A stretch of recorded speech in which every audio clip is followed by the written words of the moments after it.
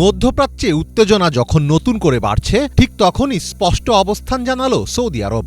ইরানের বিরুদ্ধে কোনো সামরিক অভিযানে নিজেদের আকাশসীমা কিংবা ভূখণ্ড ব্যবহার করতে দেওয়া হবে না বলে তেহরানকে আশ্বস্ত করেছে রিয়াদ। এই বার্তা কেবল দ্বিপক্ষীয় সম্পর্কের নয়, বরং পুরো অঞ্চলের রাজনীতিতেই গুরুত্বপূর্ণ ইঙ্গিত হিসেবে দেখা হচ্ছে। ২৭ জানুয়ারি সৌদি আরবের যুবরাজ মোহাম্মদ বিন সালমানের সাথে ফোন আলাপ করেন ইরানের প্রেসিডেন্ট মাসুদ পেজেশকিয়ান। ফোন আলাপ শেষে প্রকাশিত এক বিবৃতিতে ইরানের প্রেসিডেন্টের কার্যালয় জানায়, পেজেশকিয়ান তেহরানের প্রতি মুসলিম দেশগুলোর সমর্থনের জন্য কৃতজ্ঞতা প্রকাশ করেছেন।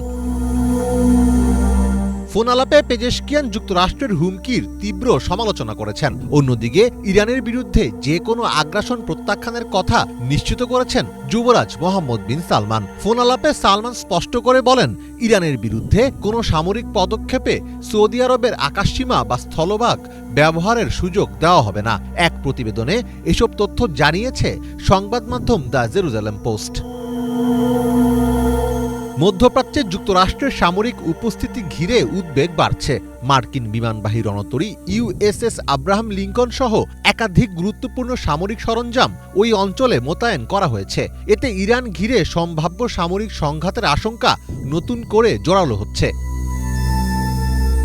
তবে সর্বশেষ এই ফোন আলাপ ইরান ও সৌদি আরবের সম্পর্ক উন্নয়নের ধারাবাহিকতায় আরেকটি গুরুত্বপূর্ণ পদক্ষেপ বলে মনে করা হচ্ছে। ২০২৩ সালের মার্চে চীনের মধ্যস্থতায় সৌদি আরব ও ইরান তাদের ৭ বছরের পুরনো কূটনৈতিক বিচ্ছিন্নতা দূর করার জন্য একটি চুক্তিতে স্বাক্ষর করে।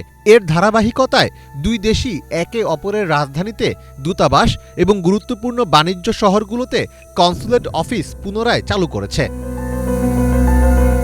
এর পরের বছর ওমান সাগরে প্রথমবারের মতো যৌথ সামরিক মহড়ায় অংশ নেয় ইরান এবং সৌদি আরব। এছাড়া ইরানের শীর্ষ সামরিক কর্মকর্তাদের রিয়াদ সফর এখন নিয়মিত ঘটনায় পরিণত হয়েছে। সব মিলিয়ে সৌদি আরব ও উপসাগরীয় দেশগুলোর সাম্প্রতিক অবস্থান মধ্যপ্রাচ্যে সরাসরি সামরিক সংঘাত এড়ানোর ইঙ্গিত দিচ্ছে। তেহরান ও রিয়াদের এই অভাবনীয় মৈত্রী শেষ পর্যন্ত মধ্যপ্রাচ্যের ভূ রাজনীতিতে মার্কিন একক আধিপত্যের অবসান ঘটাতে পারে কিনা সেটিই এখন দেখার বিষয়। মীর ফজলে রাব্বি, বাংলা ভিশন।